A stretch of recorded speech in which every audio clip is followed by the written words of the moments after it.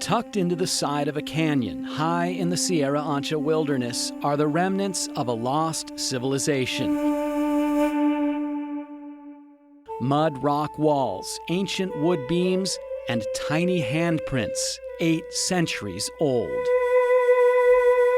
Sharing the cliff ledge with the Indian ruins is a newer site, abandoned much more recently, with a legacy that's slowly spreading an invisible poison hundreds of miles. I'm pretty sure that the ruins are on that canyon wall. So we're hiking into the mountains, along a steep trail that is barely visible. This is a rugged hike. The view shows no sign of modern civilization. The altitude and terrain keep most people away, and that's probably a good thing.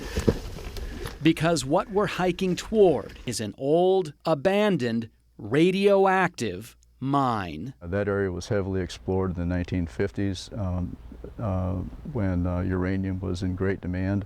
Don Stoiter from the Sierra Club tells us the Sierra Anchas are dotted with retired uranium mines, a byproduct of the Cold War. We're here to see just how radioactive this mine still is, so we're taking soil and water samples near the mine entrance. We then head inside the smelly, musty, dark tunnel for one more sample. So why does it matter if uranium is leaking out of an old mine out here in the wilderness where nobody has lived in 800 years? Because any water or anything else that comes out of this mine or any others like it in this mountain range eventually ends up in one of the valley's reservoirs. Just follow the jagged grooves from the canyon to Cherry Creek below, into the Salt River, and finally into Roosevelt Lake, which feeds the valley's growing appetite for water.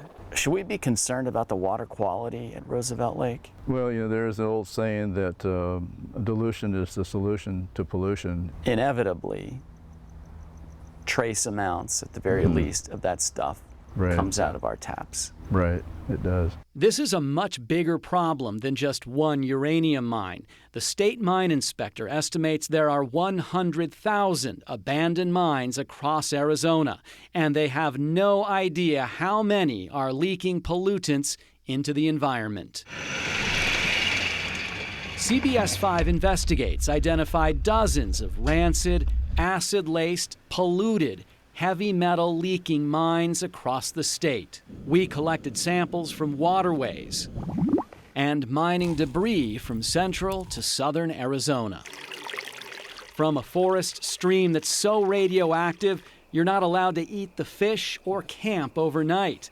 And another site where the water is so acidic, when I crawled into the drainage tunnel to take a sample, I need help. the water burned my arms. That was nasty. We sent the samples to the lab at Blue Ocean Sciences in Santa Barbara, California. So this is your peak for copper, where they tested the soil and water for heavy metals that are toxic to people and the environment. Just the fact that you can see some is scary, especially in a flowing creek. Randall Milkey is a chemist who ran the tests, which found uranium, cesium, cadmium, and lead. All of these type of heavy metals and all these other organic toxins just accumulate, and they slowly eat away at your cells.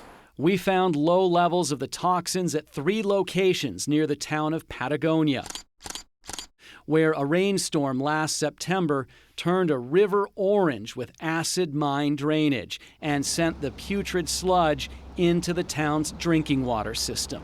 It's absolutely frightening. Wendy Russell was there when it happened. The Forest Service issued an urgent cleanup notice back in February, and it was supposed to be fixed before the monsoon rain started, and here we are a year later and nothing has happened. We found the highest concentration of uranium near the entrance to the mine at the Indian ruins, just off the trail. 22 parts per billion in the soil, less than the level considered toxic by the EPA, but above California's environmental limit. As far as pollutants in the environment, how bad is uranium? Uranium's one of the really bad ones. Andrea Neal is the president of Blue Ocean Sciences. She says the problem with even low levels of these heavy metals is that they build up over time downstream. In this case, Roosevelt Lake, which holds irrigation and drinking water for the valley. We found uranium in 2 streams that feed into Roosevelt. The lab estimates that one of the streams sends at least 4 pounds of uranium into the reservoir each year. Does that tell you that that spot may need to be cleaned up? Well, looking at uranium at that level anywhere, I would say it should be cleaned up. So why haven't these sites been cleaned up? The answer comes down to money and politics. We only are able to tackle, due to insufficient funding, the most egregious problems that are out there. A bill introduced by Congressman Raul Grijalva could change that. It would impose a royalty on hard rock mining, but the bill is sitting in committee. The mining industry is very powerful politically. The Arizona Mining Association released a statement to CBS 5 Investigates, stating in part, the current legislation includes royalties that would be among the highest in the world, and argues it would punish modern mining companies that are already held to high environmental standards.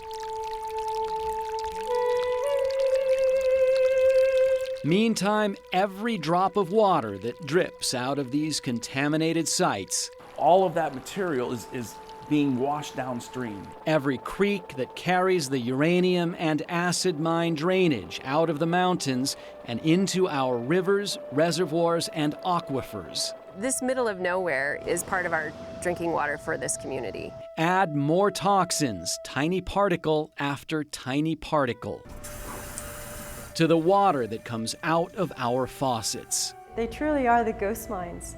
You know, they're the haunting of the United States because people don't know about it. They don't know that there's these toxic mines out there that are potentially impacting their watershed and their water resources.